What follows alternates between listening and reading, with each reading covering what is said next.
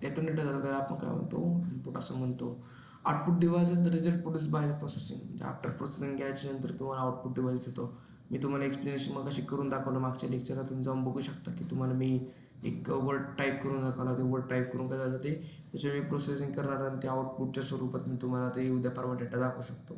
Suppose म्हणजे काय, visual display unit. का बरं, कारण त्याला व्हीजी केबल जॉईंट असते. CPU Central Processing Unit. Central Processing Unit is a computer, what is the brain is our body, the master organ of computer. No computer can exist without the CPU. It's composed of the simple hardware units, arithmetic logical unit, गणिती क्रिया करणारा, and the control unit, that is CPU control unit, that's activities of the other hardwares unit of the while AED perform all the calculation. Computer CPUs are very fast, they calculations and the safety and controls. Okay, तर CPU काय, that's a very main component in the computers. खूप खूप महत्त्वाचा part असतो हा CPU म्हणजे खूप. That's याच्यावर खूप मोठे मोठे काम CPUवर केली जातात. जर हा नसेल तर तुमचा CPU चालू शकत नाही. याचं पण मी तुम्हाला प्रॅक्टिकल करून दाखवतो. मी टोटल पार्ट तुम्हाला एकदा PCची दाखवणार आहे विथ असेंबल डिअसेंबल प्रॅक्टिकल करून. ते प्रॅक्टिकल आपलं होईल जवळजवळ 30 ते 35 मिनटाचं प्रॅक्टिकल होईल जवळजवळ. त्याच्यानंतर memory or storage. The hardware that process computers that memory आणि स्टोरेज म्हणजे काय, तुमची रँडम ॲक्सेस मेमरी म्हणजे काय, रॅम. आणि स्टोरेज म्हणजे काय, तुमचं SSD HDD आपण डेटा स्टोअर केला जातो. That is called the memory or the storages. The result that the processing are also that the store hard. Computer as a main type of the memories. Okay, computer तुम्ही देऊ शकता main type of the memory असती. Memory that is a two type of memory, that is a two type, the primary memory and the secondary memory. Okay, the primary memory and the secondary memory. Storage that is a two type. The storage तुम्हाला विचारते L1 L2 the data store तुम्ही लिहू शकता तिथं. तर suppose आता आपण बघणार आहे की 5वं motherboard also called system board. त्याला आपण आल्सो कॉल्डचं PCB पण म्हणू शकतो, प्रिंटेड सर्किट बोर्ड पण त्याला आपण म्हणू शकतो. The most important hardware component in the micro computers. खूप मोस्ट इम्पॉर्टंट असतं. तर याच्यामध्ये तुम्हाला काय प्रॉब्लेम जर आला, तर त्याला मदरबोर्ड आपण रिप्लेस करू शकतो. तर तुम्हाला मदरबोर्डची डायग्राम दाखवतो.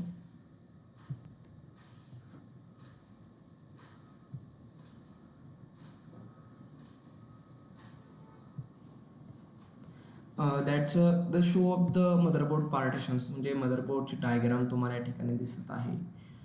तर सपोज पहिलं ऑब्जेक्ट म्हणजे तुमचं CPU. हे आहे तुमचं BGA सॉकेट आहे, म्हणजे पिन ग्रीड ॲरी PGA म्हणतो आपण त्याला. LGAचे वेगळे असतात. LGAचे डायरेक्ट तुम्हाला सिस्टम जे असतात ते सिस्टम्स तुम्हाला भेटत नाहीत. म्हणजे आता हे खूप बंद झालेलं आहे, पण भेटतं. पण एक गेमिंग बोर्ड असतात. ही खूप महागडे बोर्ड असतात. दॅट्स यांना कधी प्रोसेसरला प्रॉब्लेम येत नाही. आला तरी ते प्रोसेसर महाग असतं. म्हणजे आपला जे LGचा बोर्ड आहे ते LGचा आरामशीर बोर्ड आपल्याला भेटून जाईल. त्यानंतर तुमचं इथं बघायला भेटतंय की तुम्हाला इथं 2 नंबरला कोणता 2 नंबर आहे, 2 नंबर आहे तुमचा रँडम ॲक्सेस मेमरीचे स्लॉट आहे. 4 स्लॉट आहेत. इथं तुम्हाला बघायला भेटतं की तुमचं काय आहे एक, इथे तुमचा काय आहे, इथे तुमचा काय आहे एक 2 मिनिट्स, इथे तुमचा काय आहे एक, हे तुम्हाला दिसतं इथे बा. लेट्स मी झूम करून दाखवतो. तुमचा आहे एक तुमचा सर्वात मोठा म्हणजे ATX स्लॉट आहे. तिथे ATX स्लॉट तुम्हाला बघायला भेटत आहे. ATX स्लॉट तुम्हाला बघायला भेटत आहे. त्यानंतर तिसरं म्हणजे तुम्हाला हे 24 पिन कनेक्टर SMPS बघायला भेटत आहे. तर तुमचा पाटा स्लॉट, इथे तुमचा पाटा केला जायचं. म्हणजे तुमचं इथे तुमचं हार्ड डिस्क वगैरे कनेक्शन, DVD कनेक्शन तुम्हाला केलं होती, पाटा केबल वगैरे. हे तुमचे आहे हार्ड डिस्क कनेक्शन. इथे तुमची सर्वात हार्ड डिस्क, जी जुनी हार्ड डिस्क असत होती ना, इथे तुमची जुनी हार्ड डिस्क केली जायची. ही तुमची सिमॉस बॅकअप बॅटरी इथं होती.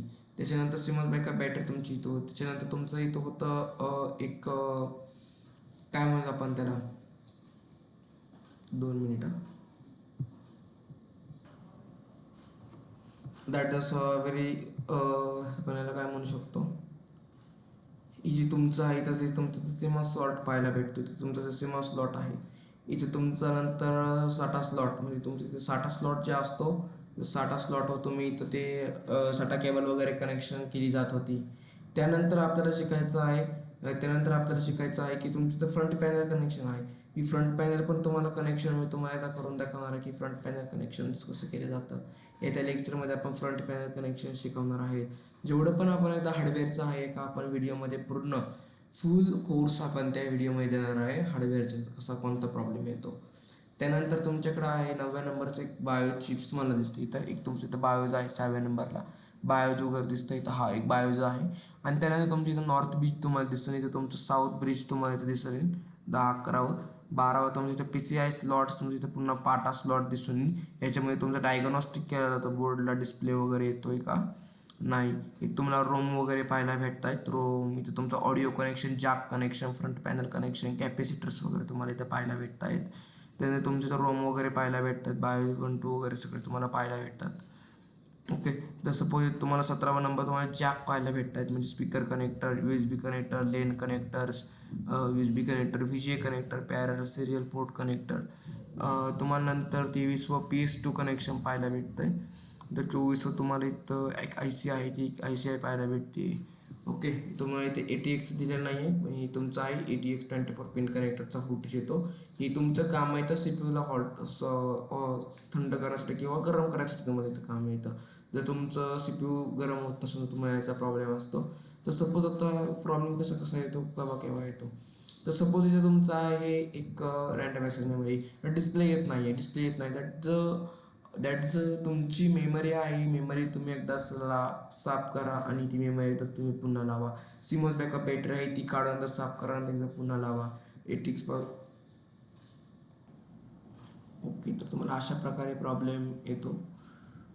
त्यानंतर आपण आता नंतर बघूया. धन्यवाद.